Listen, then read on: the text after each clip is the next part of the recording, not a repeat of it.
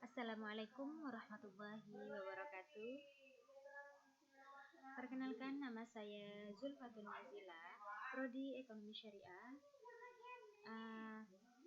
nomor induk mahasiswa 19104029. Di sini saya akan sedikit menjelaskan tentang apa itu manajemen portofolio dan investasi Islam.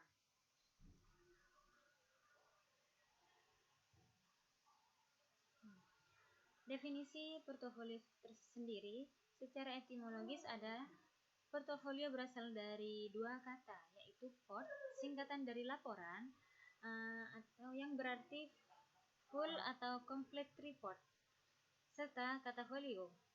Jadi, portofolio berarti laporan lengkap dari semua aktivitas yang dilakukan seseorang. Jadi seperti itu, menurut Erman SE 2003. Selanjutnya, pengertian portofolio investasi tersendiri ini bisa disebut dengan sekelompok wahana investasi yang dimiliki investor. Dengan menggunakan berbagai teknik atau metode, investor bisa melakukan kombinasi wahana tersebut sehingga bisa mencapai tujuan dan menjadi optimal seperti itu. Jadi di portofolio investasi ini kita bisa menyusun teknik dan metode yang bertujuan untuk mencapai agar kita mendapatkan profit yang tinggi seperti itu. Selanjutnya, konsep portofolio yang optimal. Konsep yang optimal ini berada di bawah teori portofolio modern, atau bisa disebut dengan modern portfolio theory atau MPT. Teori ini mengasumsikan bahwa investor secara fanatik akan selalu berusaha meminimalkan risiko saat mencoba memperoleh imbal hasil tertinggi. Jadi di sini ini meminimalkan risiko dan ingin mendapatkan hasil yang sangat tinggi seperti itu. Juga menyatakan bahwa investor akan bertindak rasional dan selalu membuat keputusan yang bertujuan memaksimalkan tingkat pengembalian pada tingkat risiko yang diterima. Jadi seperti itu. Jika risikonya itu berpotensi tinggi, maka para investor tidak akan menggunakan konsep seperti ini. Untuk selanjutnya, tujuan utama teori portofolio modern. Yang pertama ini, manajemen portofolio ini sangat efisien. Dia ini menghasilkan tingkat pengembalian tertinggi untuk risiko tertentu, atau bisa dengan cara lain, risiko terendah untuk pengembalian yang diberikan seperti itu. Manfaat dapat dimaksimalkan dengan memilih portofolio efisien yang juga merupakan portofolio optimal yang merupakan kepuasan terbesar dalam bentuk pengembalian terbesar bagi investor berdasarkan toleransi risiko. Jadi jika ada risiko tertentu, dia di sini akan ada pengembalian yang diberikan begitu. Selanjutnya, pengertian portofolio Markowitz dan portofolio optimal. Di sini ada sedikit perbedaan, ada sedikit cara pelaksanaannya.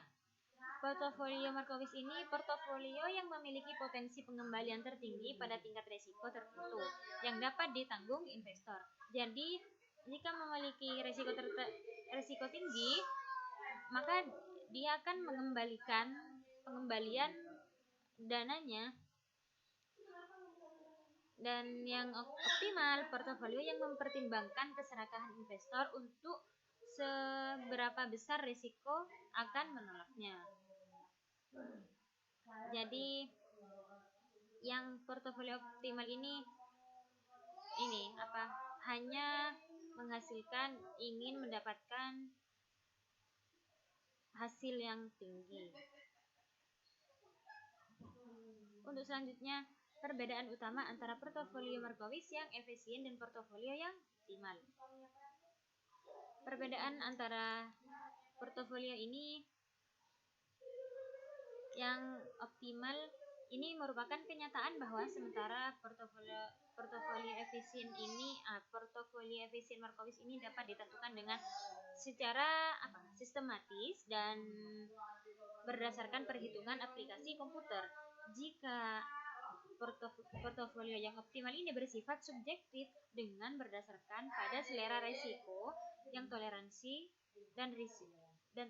risiko dari investor. Jadi kalau misalkan yang Markowitz ini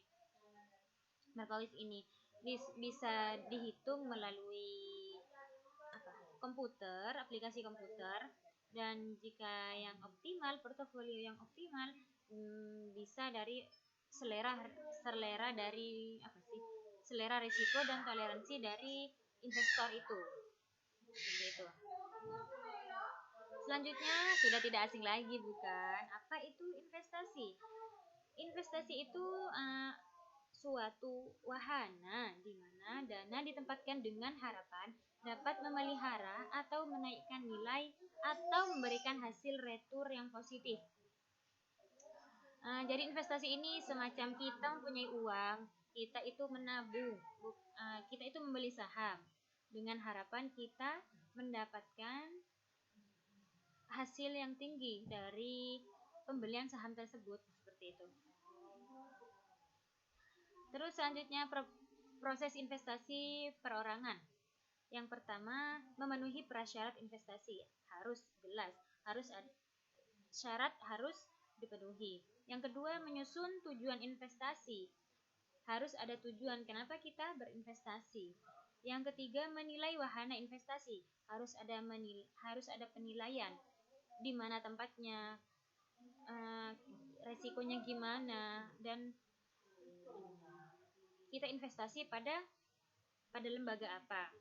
Yang keempat, memilih investasi yang cocok. Ya harus memilih investasi yang cocok. Harus dilihat dulu gimana kita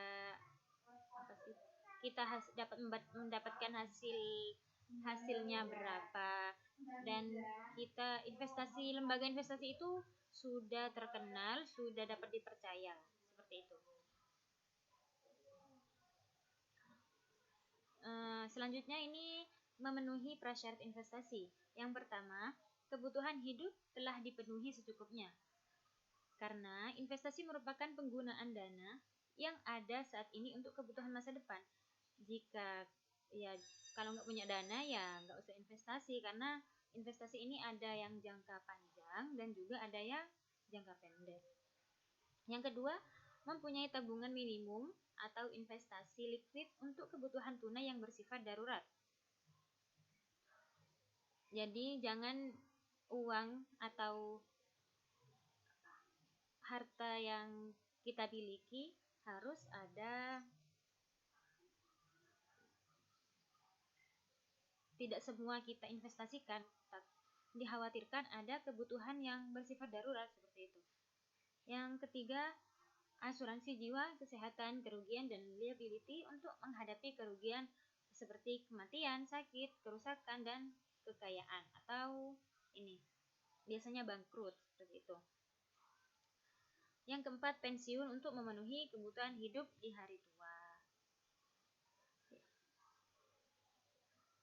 Slide selanjutnya, memilih investasi yang cocok. Analisis dan seleksi wahana investasi berdasarkan tingkat hasil, resiko, nilai, perhitungan pajak, dan sebagainya ini dilakukan untuk memenuhi tujuan individu yang bersangkutan. Proses ini biasanya harus dilakukan secara detail karena pemilihan ini sangat penting untuk menentukan kemana arah kegiatan kita ini akan diarahkan, seperti itu, keberhasilan dalam pengelolaan investasi ini. Yang selanjutnya, struktur proses investasi. Yang pertama, mekanisme yang mempertemukan pemilik modal dengan pengelola dana yang dipertemukan melalui lembaga finansial dan pasar finansial. Harus jelas, harus ada pemilik modalnya, harus ada pengelola dananya, dan dipertemukan di lembaga finansial yang bisa menerima dan menyalurkan dana tersebut. Yang kedua, lembaga finansial seperti bank biasanya menerima tabungan dan kemudian meminjamkan atau menginvestasikannya menyalurkan kepada para peminjam, para pengelola dana, seperti itu. Yang ketiga, pasar finansial. Pasar finansial ini disebut dengan forum di mana penawar dan pengelola dana ini dipertemukan, seperti perantara pasar saham dan obligasi, seperti itu.